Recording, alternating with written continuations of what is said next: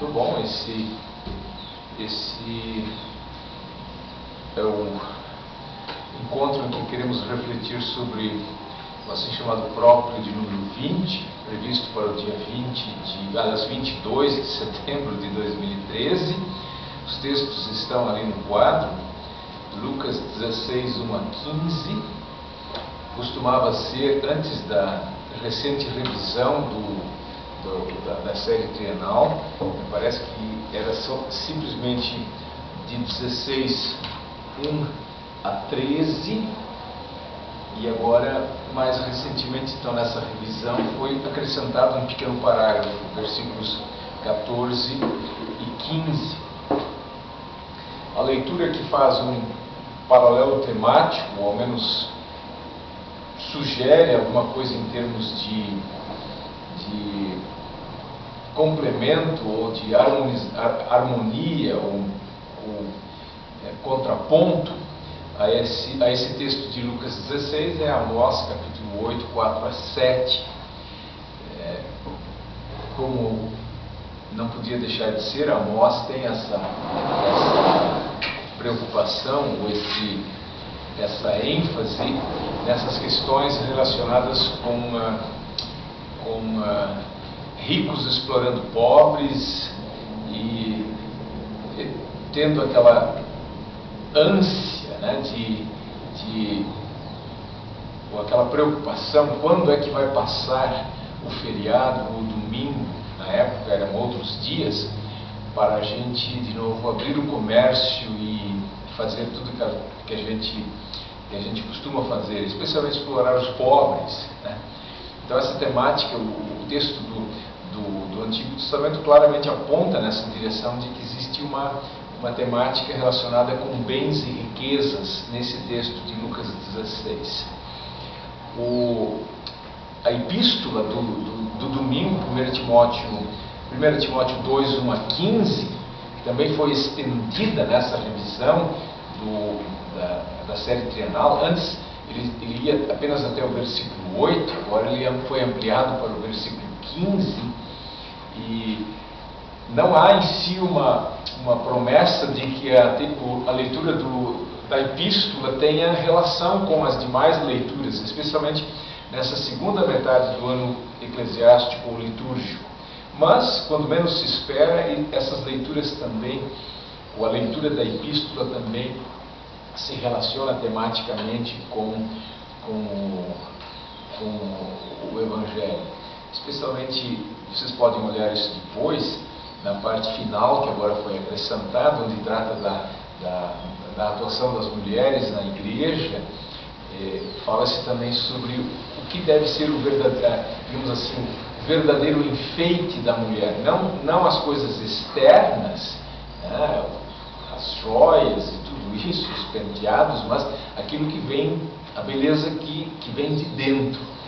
Isso, evidentemente, também se relaciona com essa temática de riqueza e do uso das riquezas. E o Salmo 113, a certa altura, ela fala também de que Deus levanta os desfavorecidos. Então, todas as leituras têm pontos de contato. Mas, como eu sempre gosto de dizer, cabeça de chave nessa série de leituras sempre é a leitura do Novo Testamento, no caso específico, a leitura do Evangelho, Lucas 16, 1 a 15. O que dá para dizer desse texto? Se existe algum capítulo que parece começar no lugar certo, nem sempre isso acontece na Bíblia, então é esse capítulo 16. Terminou a parábola do filho pródigo, assim chamado, e agora começa um texto que disse Jesus também aos discípulos. As outras parábolas anteriores haviam sido contadas em resposta à crítica dos fariseus e mestres da lei, e essa aqui agora tem um novo auditório, no caso, os discípulos de Jesus. Seria interessante tentar ver um ponto de contato, porque, de novo, quando menos se espera, existe um ponto de contato, uma transição entre uma história e outra, na medida em que O evangelista Lucas propriamente não colocou esse número 16 aqui como o início de um novo capítulo. Alguém poderia dizer, bom, aquele pai é um pai que é tão generoso, tão bondoso com os seus filhos. A gente poderia dizer, e agora, qual é a resposta dos discípulos, dos filhos de Deus a esse pai generoso? Isso evidentemente tem a ver com a maneira como administra os bens que recebe, os dons que recebe de Deus. Enfim, haveria possibilidade de conectá-lo com o contexto, mas isso pode ficar para um outro momento, até porque a gente tem o suficiente para fazer só com esse texto da parábola do administrador infiel, administrador desonesto, ou então alguém já poderia também chamar de astuto ou perspicaz, ou digamos assim, esperto. Perspicaz nem tanto, mas mais esperto.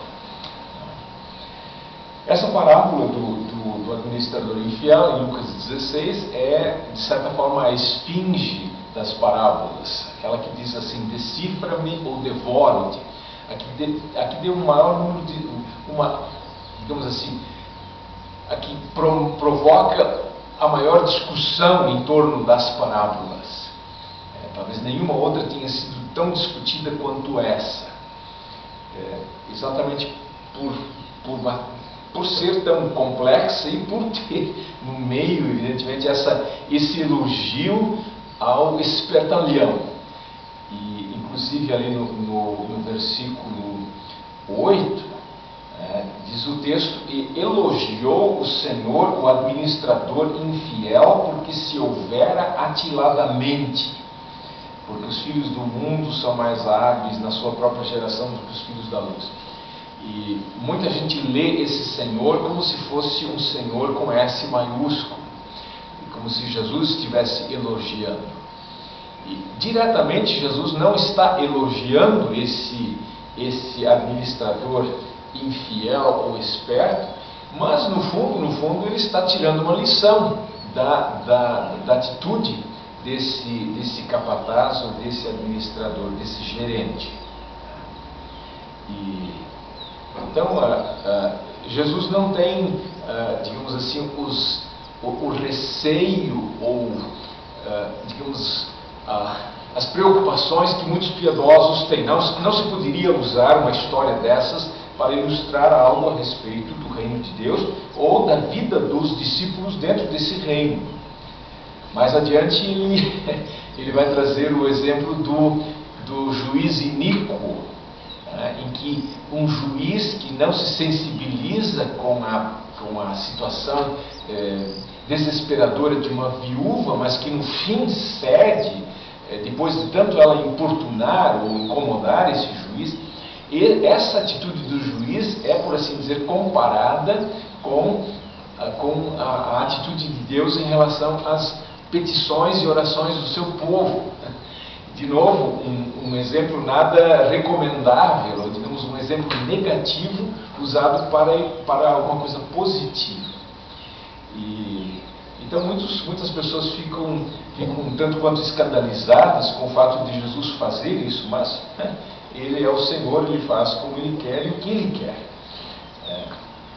Essa parábola tem, evidentemente, essa dificuldade, e os intérpretes sempre perguntam qual é o seu significado, o que ela quer ensinar. E muitos intérpretes, naquilo que eles apresentam, e a gente deve ficar atento para isso, eles simplesmente descartam a parte final da parábola. E o Joaquim Jeremias, por exemplo, faz isso. Ele faz uma diferença entre aquilo que é de Jesus, que ele considera como tendo autoridade, aquela é a palavra de Deus, e o que ele entende ser acréscimo da igreja apostólica ou da igreja dos primeiros tempos, na forma de comentários. E ele então faz uma distinção entre o evangelista e Jesus. Afirmar que você não pode torpedear o evangelista para salvar Jesus, nem querer tirar Jesus do meio daquilo que o evangelista colocou. Nós não temos acesso às palavras de Jesus, exceto através do evangelista. Ou a gente confia no que o evangelista colocou, ou a gente não confia. Ou, se a gente confia, a gente diz, essas são as palavras de Jesus. Se a gente não confia, a gente tem que começar a procurar, e aí ninguém sabe com certeza o que é e o que não é. Então, no caso do Jeremias, descartando a parte final, ele chega à conclusão de que essa é uma parábola que fala da crise trazida pelo reino de Deus. Ou seja, a presença do reino de Deus, o fato de Jesus ter vindo, cria uma situação em que a pessoa precisa decidir o que vai fazer. Ou seja, seria mais ou menos como esse administrador. Ele está digamos assim, com a espada pendurada sobre o pescoço dele. Ou então, quer dizer, ele está com os dias contados. O que vou fazer agora? Então, nessa situação de crise, ele toma uma atitude. Ele reage para salvar a sua pele. Então, gente como Jeremias, Joaquim Jeremias, que escreveu aquele livro sobre as parábolas de Jesus, ele diz que essa seria a lição da parábola. Temos que notar que o tempo é de crise e que temos que aproveitar a oportunidade agora. Ou seja, o cavalo encilhado não passa duas vezes. Então, o reino está aqui agora, essa é a hora de agir e de aceitá-lo. Né? Mas, obviamente, essa leitura, não há nenhum indício na própria parábola de que esse é o ponto dela. Não diz especificamente também que se trata de uma parábola do reino. O evangelista nos informa que Jesus conta a parábola para os discípulos.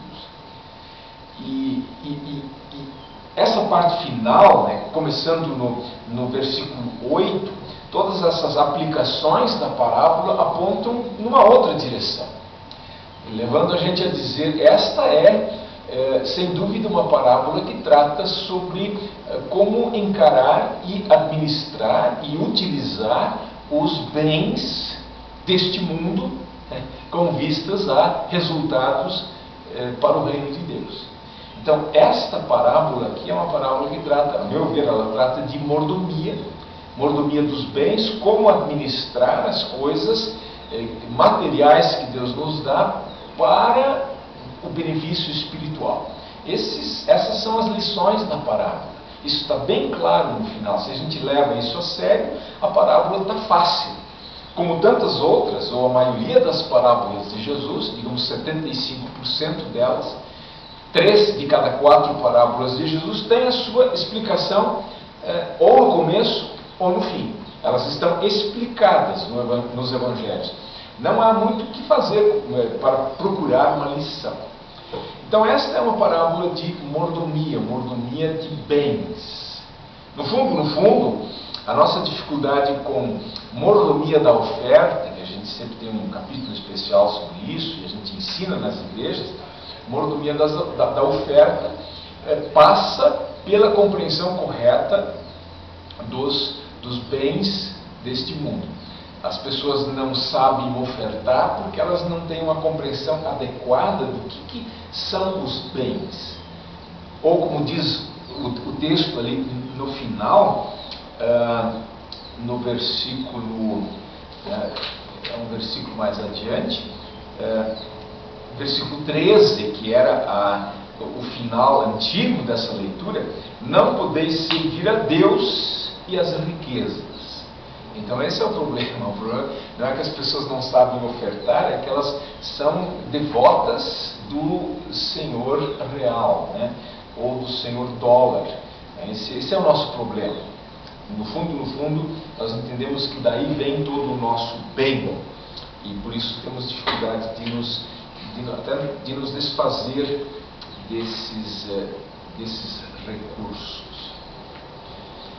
Então, a aplicação da parábola, ela tem, na verdade, várias aplicações. Não é uma aplicação só.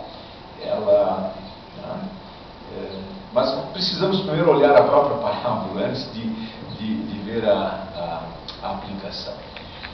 Entender que se trata de uma parábola que aborda essa questão é importante. Até porque a parábola começa dizendo: havia um homem rico. Essa é uma temática comum em Lucas, ou bastante frequente nas palavras de Jesus em Lucas. Havia um homem rico que tinha um administrador. Depois, né, não para nossa surpresa, não deveríamos ficar surpresos, temos na sequência, e essa é a leitura do próximo domingo, o rico e Lázaro, o rico e o mendigo. Então, esse capítulo 16 basicamente trata dessa questão da riqueza e da pobreza, e como administrar as riquezas, especialmente nessa parábola aqui. A tradução de Almeida, ela nos deixa bastante perplexos aí da maneira como traduz, mas em todo caso eu vou ler aqui. Não sei se temos muito tempo para entrar no texto grego. Havia um homem rico que tinha um administrador.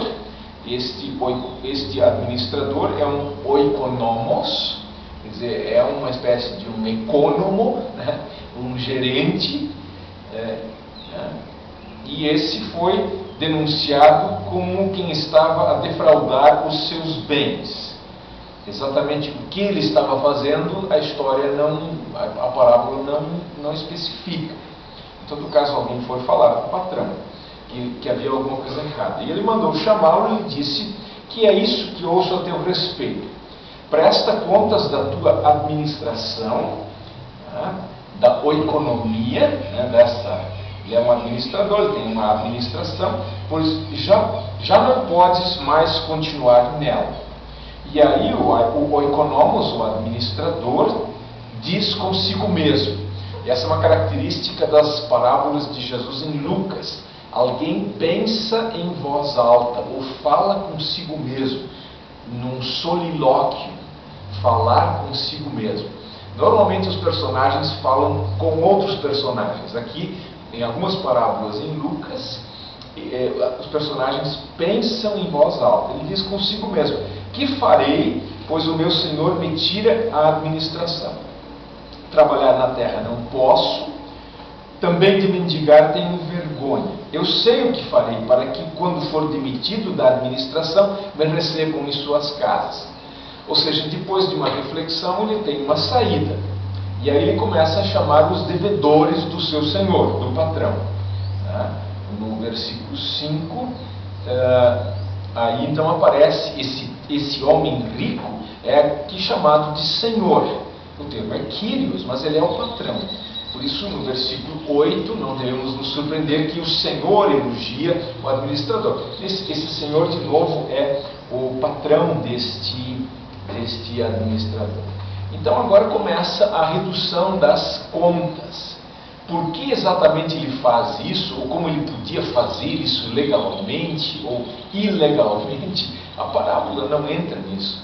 Há longos estudos sobre isso, de que talvez o administrador teria tirado uma parte da sua comissão. Ele sacrificou aquilo que ele ganharia como comissão de cada um desses negócios, baixou a conta e ele ficou sem nada, mas ao fazer essa redução ficou de bem com os devedores do patrão e fez amigos. E na medida em que ele foi despedido, ou se ele seria de fato despedido no final da história, ele teria quem o acolhesse na sua desgraça ou na sua pobreza, né? Tipo assim, o cara está no governo, então ele começa a favorecer empresários para cima e para baixo. Na hora que ele perde o cargo no governo, ele fez uns favores para toda essa gente, ele tem um emprego garantido, ele pode escolher com quem ele quer trabalhar, ele vai ser um assessor, um consultor, qualquer coisa, né? Mas sempre tem uma colocação. Ou seja, isso acontece o tempo todo no mundo. Não aconteceu uma vez na Bíblia, em Lucas 16. Então o que ele faz? O primeiro ele pede quanto deve ao patrão, ele diz 100 cados de azeite. E ele pediu, põe a metade, né? E o segundo, ele devia trigo. Aí ele diz, né, eram 100 coros e ele escreve 80. Isso tudo está traduzido para a linguagem de hoje, de uma maneira mais compreensível, sem precisar fazer cálculos, na linguagem de hoje. E aí, então, evidentemente, ele elogia o administrador, não porque ele foi desonesto, mas porque ele foi esperto. E aí está o ponto da parábola: esperteza, saber usar digamos assim, as riquezas de forma adequada. E aí vem uma constatação, né? Ainda bem que é assim, que os filhos do mundo são mais hábeis na sua própria geração do que os filhos da luz, mas servem de modelo, não na safadeza, mas na esperteza de saber tirar o melhor proveito das situações. Então, aí vem o nó, a recomendação: das riquezas de origem iníqua fazei amigos, ou seja, usem esse vil metal, né, para um bom fim, para um fim proveitoso. Eu tenho a impressão de que isso fala diretamente da evangelização, ou seja, use o dinheiro, faça bom uso do dinheiro, invista o dinheiro, os recursos, não para construir galpões e outras coisas mais, mas acima de tudo para granjear amigos para o reino de Deus. Para que quando as riquezas nos faltarem, ou seja, a riqueza desaparece e nessa nós não vamos levar junto para a eternidade, mas os amigos vão nos receber nos tabernáculos eternos, né? Então foi exatamente o que esse administrador fez. Ele fez amigos para que o recebessem na hora que ele fosse para a rua. Depois Jesus acrescenta outras lições. Quem é fiel no pouco também é fiel no muito. Quem é injusto no pouco também é injusto no muito. Então a gente estranha no Brasil que exista tanta ladroagem e assim por diante, mas uma pesquisa do IBOP mostrou que 3 de cada 4 brasileiros confessaram que se eles tivessem um cargo público, tivessem chance de roubar, eles roubariam. Portanto, não temos do que não temos por que nos admirarmos que tenha gente que faça isso nas esferas públicas por aí, né? Quanto mais se lê, mais se ouve a respeito disso, e parece que não tem um fim. Depois, se pois não vos tornastes fiéis na aplicação das riquezas de origem injusta, quem vos confiará a verdadeira riqueza? Esse é o versículo 11. O apóstolo Paulo depois fala sobre isso também lá nas cartas pastorais, no sentido de que administrar bem a própria casa é, por assim dizer, um pré-requisito para administrar a igreja. Ou seja, do menor para o maior. Se você não consegue organizar a sua vida, como é que você vai ajudar outras pessoas a organizarem a sua vida, né, como guia espiritual? Isso tem sua aplicação. Depois, o que segue? Aí segue o 12 e o 13. O 13, então, coloca, no fundo, a coisa fundamental, o princípio teológico fundamental dessa questão dos bens. E essa é uma administração que Jesus fez com muita frequência.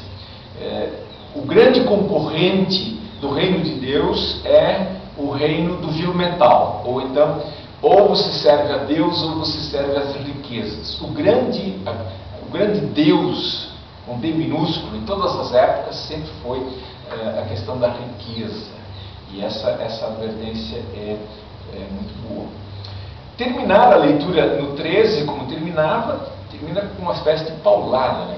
Põe, né? E aí, agora que vamos cantar glórias a ti, ó Cristo. Assim termina o Evangelho, né?